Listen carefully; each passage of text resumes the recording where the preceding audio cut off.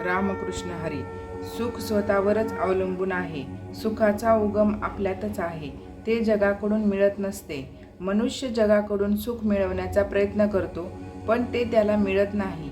याचे कारण असे की सुख बाहेरून मिळवायचे नसून स्वतःकडून मिळवायचे असते. आपण आहोत तिथपर्यंत जग आहे, अशी अर्थाची म्हण आहे.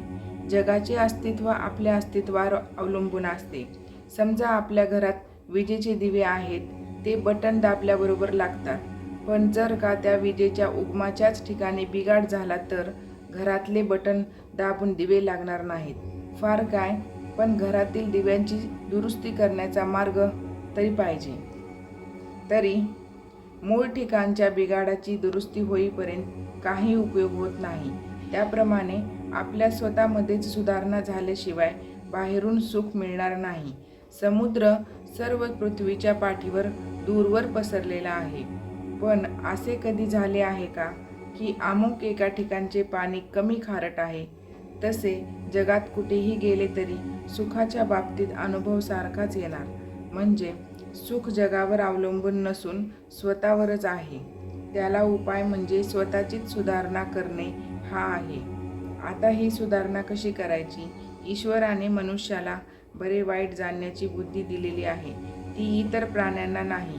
त्या बुद्धीचा पुरेपूर उपयोग करून आपण वाईट गोष्टी करण्याचे टाळावे आणि चांगल्या गोष्टी करण्याचा प्रयत्न करावा.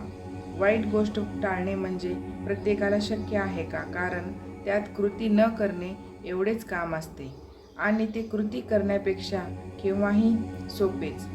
चांगल्या गोष्टी सर्वांनाच करता येतील असे नाही. सारांश, सुखी होण्याचा मार्ग म्हणजे वाईट गोष्ट करण्याचे विचाराने टाळावे आणि आपल्या गोष्टी शक्यनुसार करीत राहाव्यात. आणि हे सर्व करताना सर्व काळ भगवंताचे चिंतन करावे. असे केल्यानेच सुख मिळेल. जगाकडून सुख मिळेल ही कल्पनाच चुकीची आहे. तुझे आहे तुझपाशी परी तू जागा चुकलाशी.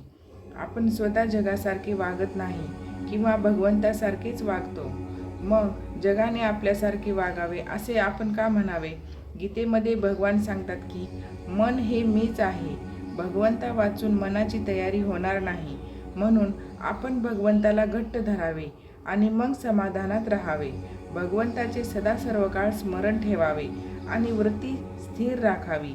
वृत्ती स्थिर झाली की त्याच्या मागोमाग समाधान येते. समाधानाचे कारण आपण विचारले तर ती माणसे 10 निरनिराळे कारणे सांगतील. यावरून असे दिसते की जगातील कोणतीही वस्तू समाधान देणारी नाही. समाधानाचे शास्त्र निराळेच आहे. ते प्रपंचापासून शिकता येत नाही. ज्याच्याजवळ अगदी थोडे आहे त्याच्यापासून तो ज्याच्याजवळ अगदी पुष्कळ आहे ती त्याच्यापर्यंत प्रत्येकाला काहीतरी कमी असणारच. पण मजा अशी की प्रत्येकाची समजूत मात्र अशी असते की आपल्याजवळ जे कमी आहे त्यामध्ये समाधान आहे, म्हणून त्याचे दुःख कायम राहते. भगवंता वाचून असणारे वैभव आणि ऐश्वर हे कधीच सुख समाधान देऊ शकत नाही. समाधान ही परमेश्वराची खरी देणगी आहे. ती मिळवण्याचा उपाय म्हणजे भगवंताचे स्मरण होय. प्रत्येकाला असे वाटते की मी कुणाची निंदा करत नाही, धर्माने वागतो, तरी मी दुःखी आणि वाईट माणसे सुखात वावरताना दिसतो. हे असे कसे? अगदी कितीही सात्विक मनुष्य असला तरी त्याच्या हे मनात आल्या वाचून राहत नाही. नामाचा विटाळ ज्याने मानला तो सुखी विसावा आणि नाम ज्याचे कंठी धरले त्याला दुःख व्हावे. यावरून भगवंताला न्यायी कसे म्हणावे अशीही पुष्कळांना शंका येते. खरोखर ज्याचे मर्म जर आपण पाहिले तर आपल्याला असे आढळून येते की बाहेरून जे सुखी दिसतात ते अंतर्यामी दुःखात बुडालेले असतात. विषय त्यांना पुष्कळ मिळाले पण त्यामुळे मनाची शांती लाभली का? अंतर्यामीचे 2 रास्ते लागले.